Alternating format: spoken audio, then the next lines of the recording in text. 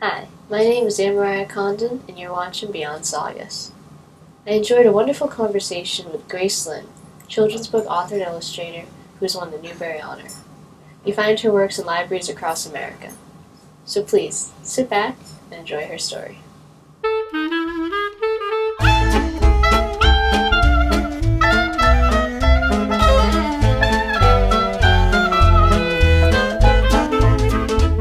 Hi, my name is Amariah Condon. I'm traveling to exciting locations in the greater Boston area, and I'm bringing my camera with me.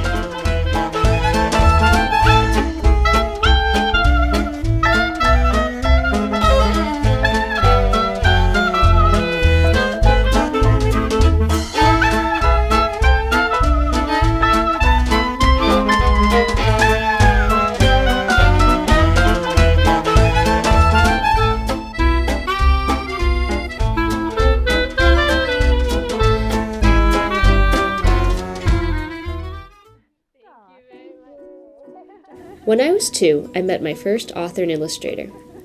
The room was filled with mostly female toddlers who did not understand at that time the impact that the woman with the bright red lipstick would have on their formative years.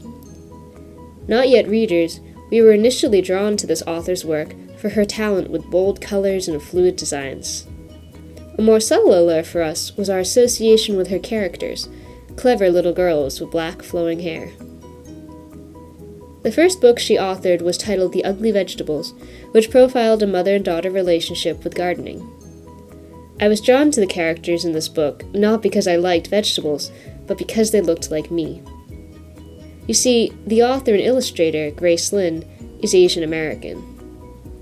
The subjects of Grace's subsequent children's books have ranged from humorous animal exploits and misadventures to the daily experiences of an Asian American family. As I grew up, Grace Lin's characters grew up too. She introduced middle schoolers to her stories, a blend of traditional Asian folklore and mischievous escapades. A growing segment of the American population, Asian American children and teens now have an author and illustrator's work to which they can relate, both visually and emotionally. Grace Lin's career has been a journey, and I'm honored to present to you her story in her own words. I'm Grace Lin. I'm an author and illustrator of all different kinds of books. I'm an author and illustrator of picture books, early readers, and novels. If you know anything about my work, you'll know that a lot of my books feature Asian Americans or Asian American culture. And because of that, I'm known as a multicultural author and illustrator, and my books are known as being multicultural.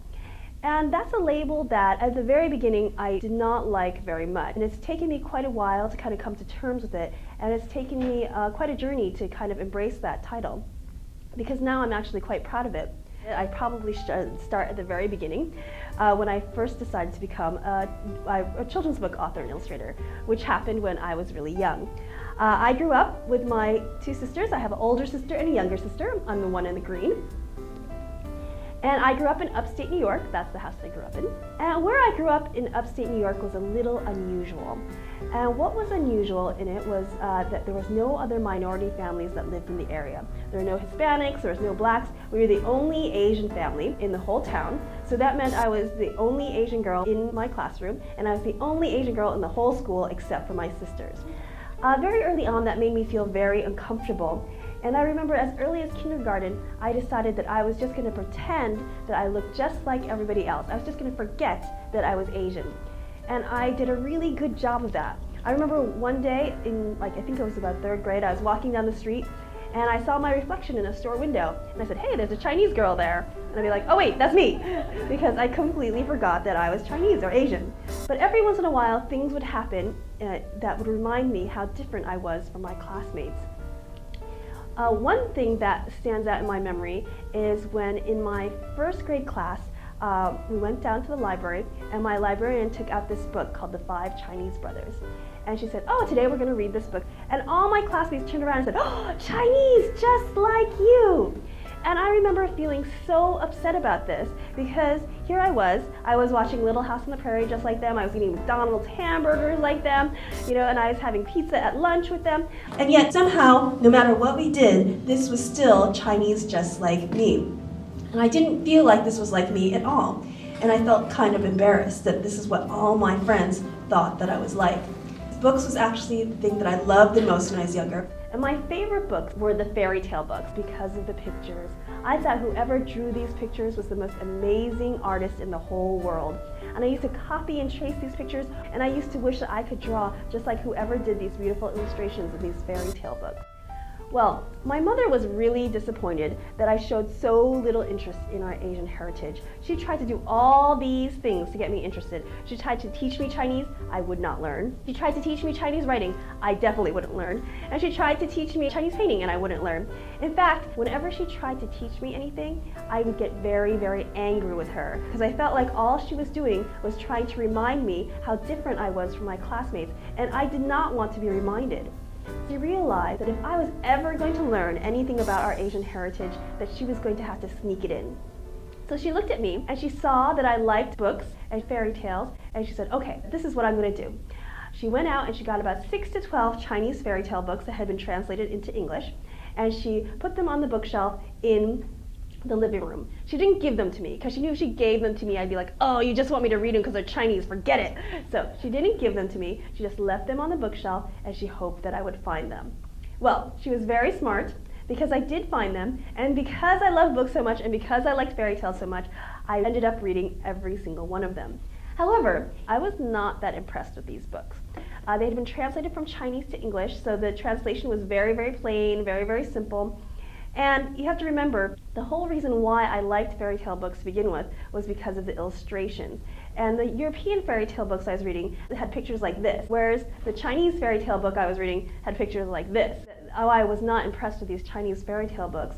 In fact, if anything, sadly, I think they just reinforced the idea that my Chinese heritage was just inferior to the Western things that was all around me. But I still loved reading books, and I still loved writing them and drawing them. And in school, whenever we had a classroom project, I always made a book. Sometimes in science, we'd study volcanoes, and people would build a volcano, but I would make a book on volcanoes. Or we'd study clouds, and people would make like little shoebox dioramas of clouds and things like that, and I always made a book on clouds because I just loved books so much. In fact, I even made books just for fun whenever I had a free time. They were always very romantic with flowers and princesses and castles, because that's the kind of books that I loved, and those are the kind of books I thought were real books, like the fairy tale books. Well, one day, I think in about 6th grade, I was leaving school when my teacher stopped me, and she said, I see that you like writing books. I like making books. I just found this contest. There's this big national contest where if you write and illustrate your own book and you send it into this national contest, if you win first place, they'll publish your book. I think you should enter. And I said, oh wow, sure, I'll do it. So I wrote and illustrated what I thought was my best book, sent it in, and I did not win first place, but I did win 4th place. And I also won $1,000. And I was like, oh my gosh, this is amazing. So this is great. I was like, you can make money writing and illustrating books. And that's when I decided that I was going to be an author and an illustrator forever. And that dream stayed with me all through middle school, all through high school. So much so that when I graduated from high school, I decided that I would go to art school to pursue that dream of becoming a children's book author and illustrator, specifically an illustrator. I went to the Rhode Island School of Design and I majored in illustration, confident that art education would make me into the artist that I wanted to be. I got very classical training. We did a lot of still lives. We paint a lot of fruit, cups, bowls, and I remember we were just painting this one apple for like weeks and weeks and weeks. And I used to be like, why am I painting this apple? And I used to wonder, how is this going to help me do my Sleeping Beauty book? But it was really good that I was doing these little lives, because as I was doing all those apples and pears, my technical skills got a lot better. And I was better able to do the illustrations that I thought were real children's book illustrations. They're always very romantic, Sleeping Beauty, Prince Charming, those kind of things. Well, the Rhode Island School of Design had this special program called the European Honors Program, where you could go and study in Rome, Italy for 1 whole year. And I thought that was amazing. I said, if I could go study in Rome, Italy, I could learn how to paint like Leonardo da Vinci or Michelangelo. So I applied to the program, and I got in. And at first, I had an amazing time. I drew the architecture, I drew the landscape. But the longer I was there, the more I started to feel very strange. I didn't really feel like I belonged there. I remember I was having this very interesting conversation with an Italian one day in a cafe. And Italians, they're so proud of their heritage and their history. You can see it, everything around them, everything is so old, and all their statues. And I remember he said to me, "Oh, are you Chinese? Are you Japanese?" And I said, "Oh, no, I'm American." And he said, "Oh, okay." So he said, "So you can't." So he's like, "But can you speak any Chinese or anything?" And I was like, "No." And he's like, "Oh, okay." And then he said, "Well, so your parents moved to the United States then?" And I said, "Yes." He said, "Why?" And then all of a sudden, I realized I didn't know the answer. In fact, I realized at that moment I was in the middle of Rome, Italy. I was speaking in Italian to this Italian, and I could tell him where Michelangelo bought his paints. I could tell him where Leonardo da Vinci lived and died. I could tell him where Botticelli ate his breakfast. But I could not speak one word of my parents' native tongue. I could not even tell him why my own parents, moved to the United States of America. And that made me feel really, really strange. And I started looking at my work, and I started realizing in all my pictures, there's not really a lot to do with me in my artwork. And I said, where am I in my own artwork? And I started doing this whole series of paintings where now I'm actually painting an Asian girl in the middle of the Italian landscape. And she's always like looking for something, or she's finding something, because that's how I felt. I was trying to find myself in the middle of Italy.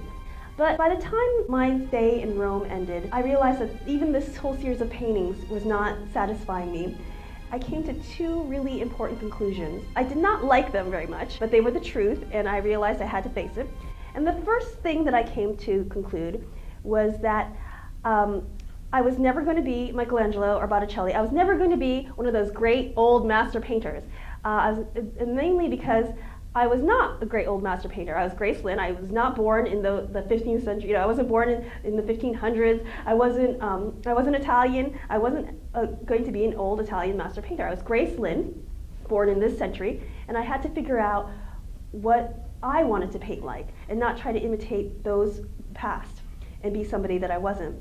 And the second thing that I realized, which was really hard to swallow, but was the absolute truth, was that up to this point, I had been drawing and painting for all the wrong reasons. I drew this picture not because I was burning with desire to capture this scene. No, I drew this picture to show off. I wanted people to see this drawing and say, "Oh, Grace Lin, you are such a good artist.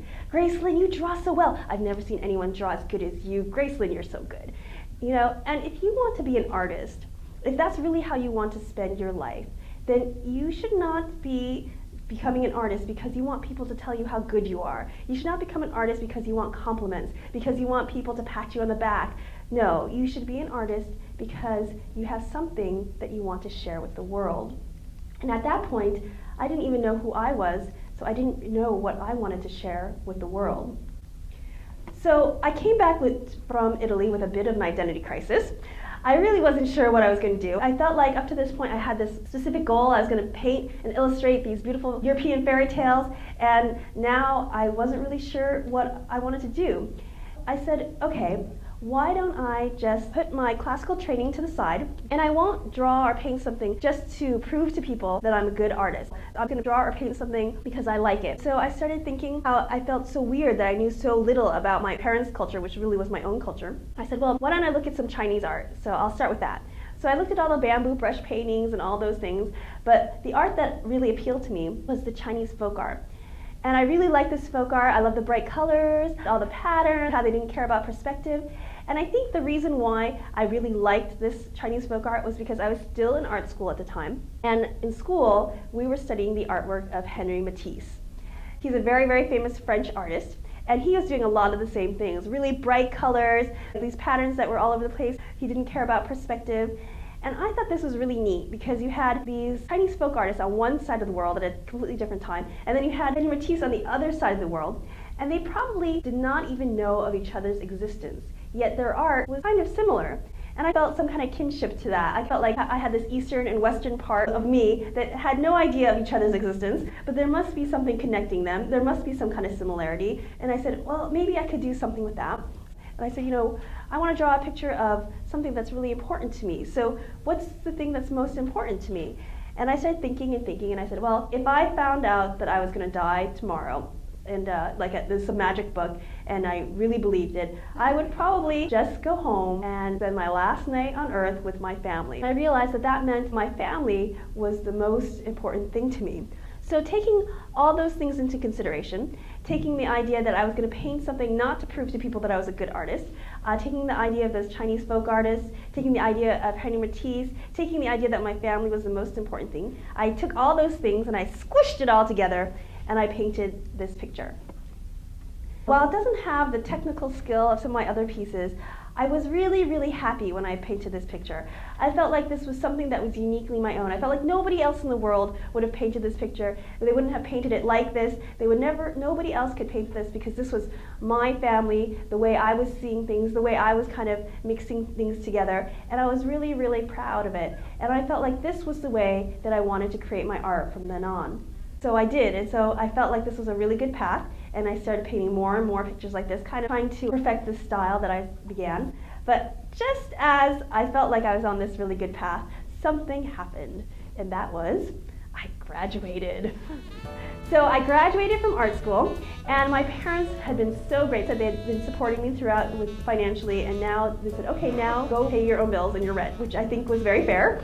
So I did what all aspiring children's book illustrators do, is that they send out samples of their artwork to all the publishers in the country and the world, hoping that one of these publishers will look at their sample and say, oh, this art's perfect for this book that we want to publish. So I sent out thousands and thousands and thousands of these promotional samples, and I only heard back from one person, a junior editor. This was before email. He sent me a little postcard back and it said, oh, really like your work, send more. And that was really, really nice, but of course that did not pay the bills. So I had to get what art students like to call a real job.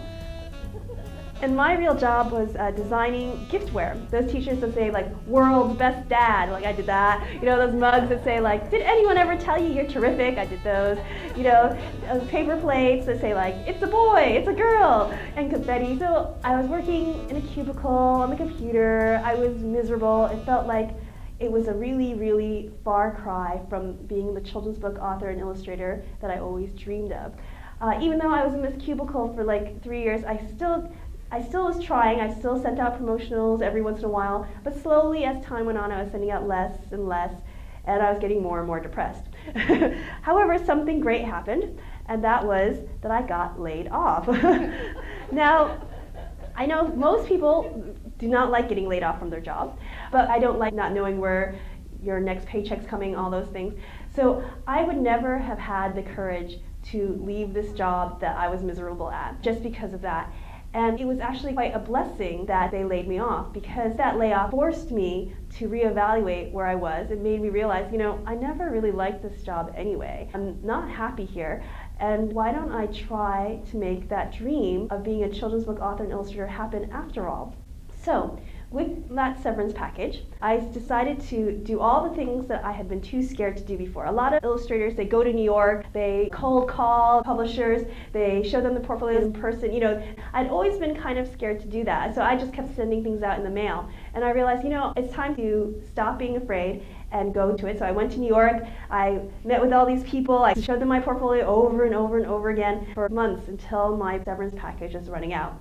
And nothing happened. And so just as I was interviewing for new jobs and feeling kind of sad, and I sent out more and more promotions, I started feeling kind of sad. I got a phone call, and it was a phone call from that assistant editor that had sent me that postcard many, many years ago. And he said, I just got your new sample. I'm no longer an assistant editor at that publishing company. I'm now a senior editor at this small publishing company. And I got your new sample, and I really like it. I've always really liked your work, but I've never been able to find a story that matched your artwork. And I feel like maybe you might have a story that goes with it. Do you have a story that goes with it? And I said, yes, I do. And he said, great, send it. Now, of course, I did not have a story. But I was smart enough to know that this was an opportunity I could not let pass. So I went back to my room, you know, I went to my desk, I hung up the sample, and I looked at it and I looked at it and I said, okay, why did I paint this picture? Why did I paint this picture? And then I realized, oh, I painted this picture because it was based on a memory. I grew up in upstate New York where there wasn't a lot of Asian people, and so there wasn't a lot of Asian food either. And my mom really wanted to cook foods with Chinese vegetables. So since she couldn't find the Chinese vegetables, she decided to grow them.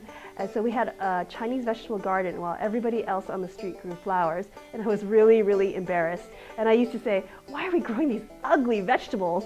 And that's what became my first published book that I authored and illustrated, The Ugly Vegetables. Now, this book was published with a company right outside of Boston, and it was actually the very first fiction book. Up to that point, they had only printed non-fiction books, and this book for them was actually a success. It got on some lists, it got some starred reviews, and they were really, really happy with it. So the editor said, oh great, do you have any ideas for a second book? And I said, oh yes, I do. And I was really excited, so I was like, okay, what is another idea? So I sat down and I came up with a proposal for a second book called Kai Kai Seasons, based on my younger sister Kai Kai.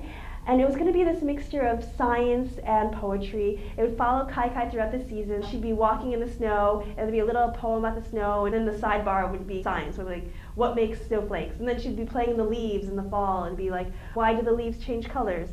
So I sent it to the publisher, and he called me up. He said, oh, we like this proposal, we think it's great, but I think there's some things we're going to have to change about it. And I said, oh, okay, that's fine, because with The Ugly Vegetables, we had a lot of revision back and forth. And he said, okay, so the things that we have to change, he's like, most importantly is I think we have to change Kai Kai from an Asian girl to a Caucasian boy. And I said, oh, okay, why?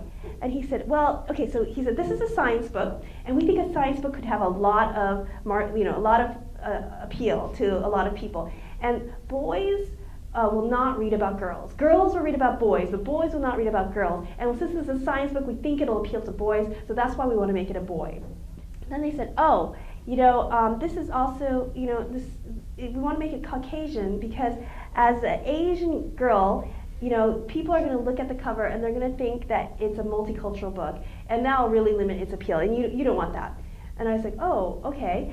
And then she said, and also your very first book, The Ugly Vegetables, was a multicultural book, and if your second book is also a multicultural book, people are going to think that you're just a multicultural author, an illustrator, and you're not going to want to be pigeonholed into that. And I said, oh, okay. Now remember, this is only my second book. I really do not have any idea what he's talking about.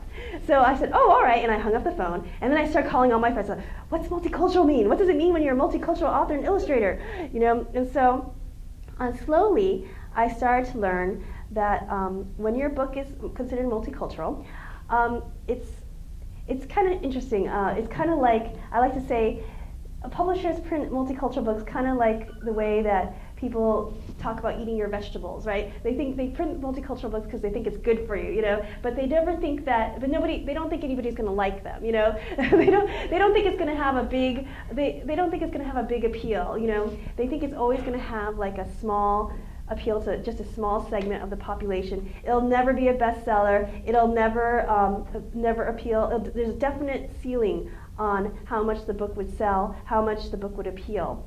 And as a multicultural author, the same thing would be thought of me, that my books would always be seen as having a very limited appeal. So of course, that made me feel very uncomfortable because I didn't really like how that label sounded. I felt like, who wants to be told right from the get-go that you're only going to have a limited appeal? But as this was happening, I got a phone call from one of the big companies in New York. And remember how I said I had gone to New York and I showed them all my ideas and tried to push my work on them then. Now, even though this was like 2 or 3 years later, they called me up and they said, hey, you left this project here called Dim Sum for Everyone, and we saw it and we really like it. Have you sold it to anyone? Because if they haven't, we'd like to publish it. So since it was a big publisher, I couldn't say no. So my second book that I published was Dim Sum for Everyone. I'm very proud of this book. It's about my family and our memories of eating dim sum. But that editor from the small publisher was right. This did label me as a multicultural author and illustrator, having the second book with a multicultural character. Immediately, that's what I became known as.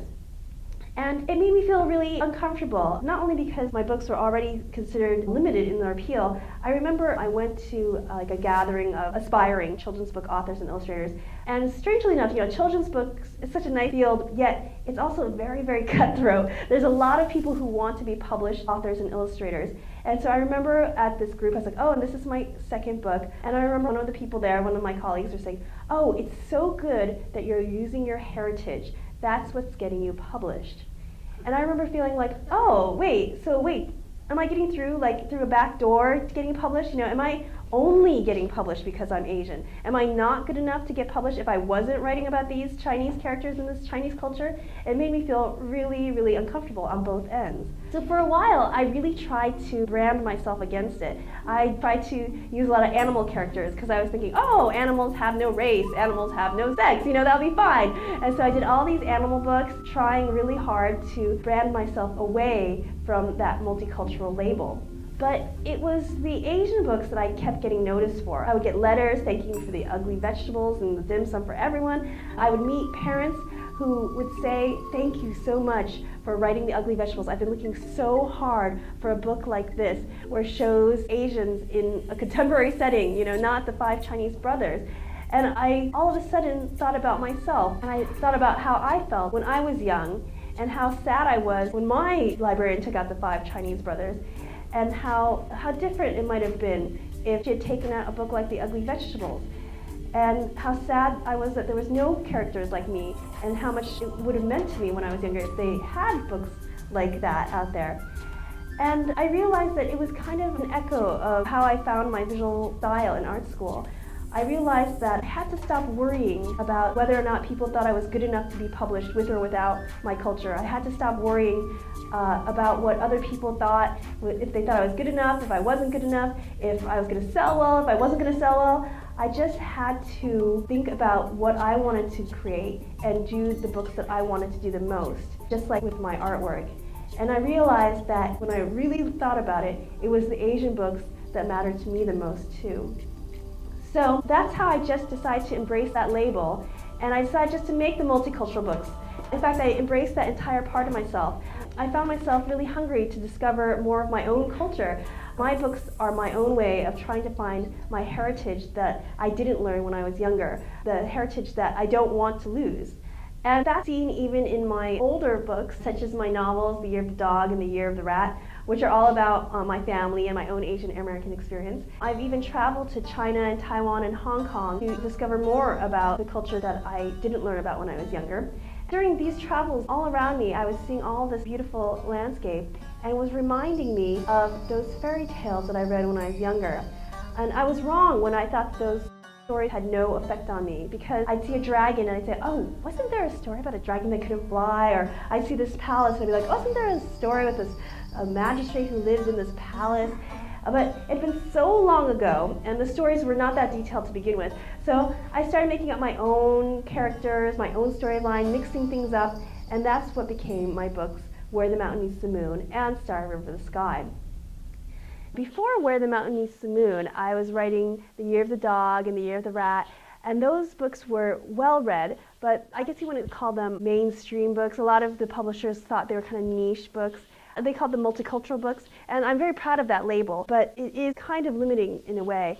So when Where the Mountain Meets the Moon came out, it really opened up my readership, and then people weren't seeing it so much as a niche book just for Asian Americans. And then when it won the Newbery honor, it really opened up the whole readership, and that was just amazing. What I like about what happened with that is that it made my books seem much more mainstream, and now people who've read Where the Mountain Meets the Moon go and read The Year of the Dog and The Year of the Rat, and they realize that these multicultural, quote-unquote, niche books are not just for Asian Americans, they're for everyone, and they enjoy them as well. And how did you get approached to have it turned into a play?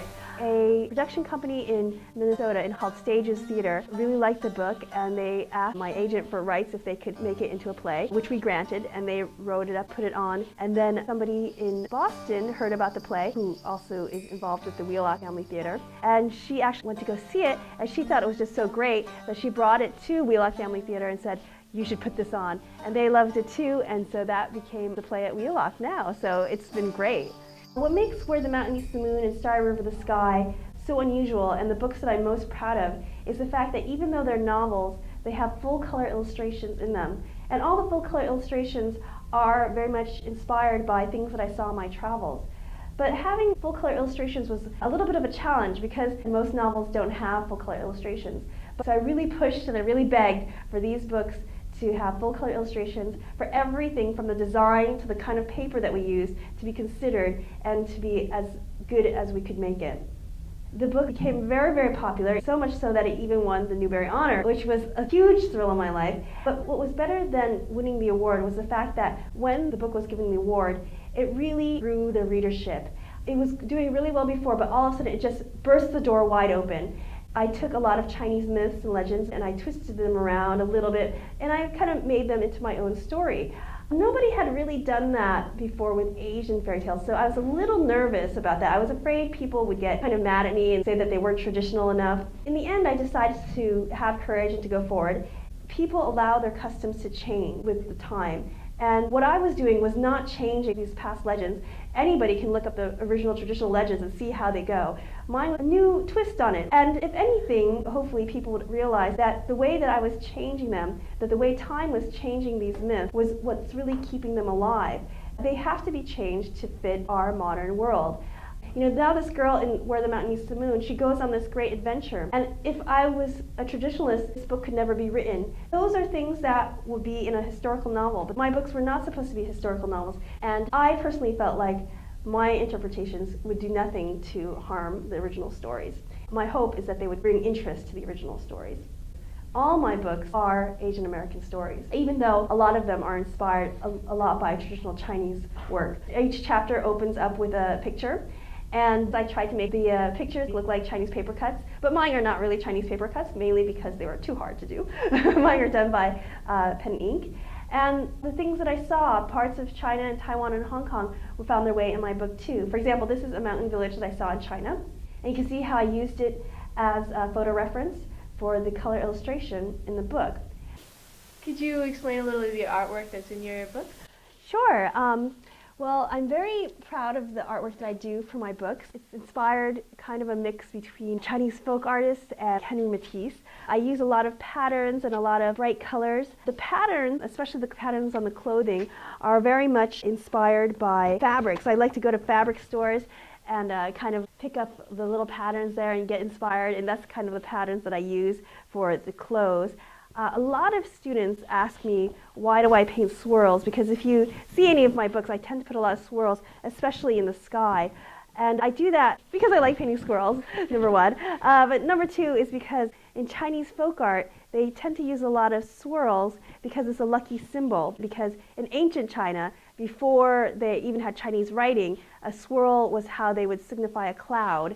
And so because most people in ancient China were farmers, a cloud was lucky, and so a swirl was lucky, so a swirl gradually became a lucky symbol. So that's why I put swirls in the sky, because it's lucky, and also I put it in the sky because since it symbolizes a cloud, it's kind of like saying clouds in the sky too. My book became so popular even while I embraced that multicultural author label. And that was the label that was supposed to doom my books from ever achieving success, ever appealing to a wide audience. And I hope that leaves all of you with the idea that these preconceived notions of the market don't really matter, that these labels don't matter, that any story can be loved by any reader, or any, like, we're talking about performances too, any story can be loved by anybody if we give them the chance. So I hope that all of you encourage the readers in your life to give all different kinds of story a chance. So what's next on the agenda? I'm writing another companion book to Where the Mountain Meets the Moon. I have one that's already out. It's called Starry River of the Sky. I'm trying to write one more. When I say companion book, it means it doesn't continue the story of the main character in Where the Mountain Meets the Moon. Her name is Min Lee. So these two other books, they don't continue her story, but there are characters from Where the Mountain Meets the Moon that are in these other books, so they're companion books. So I have that to finish, and then I guess I just didn't. I have a 2-year-old girl, and so I think I'm going to kind of return to the younger ages because it's really great and heartening for me to read her like my younger books, and it makes me kind of want to return to that a little bit, even though I still enjoy the older books as well. I hope you've enjoyed meeting Grace Lin as much as I have. Take a look at some of her books in your local library. It's just beyond Saugus.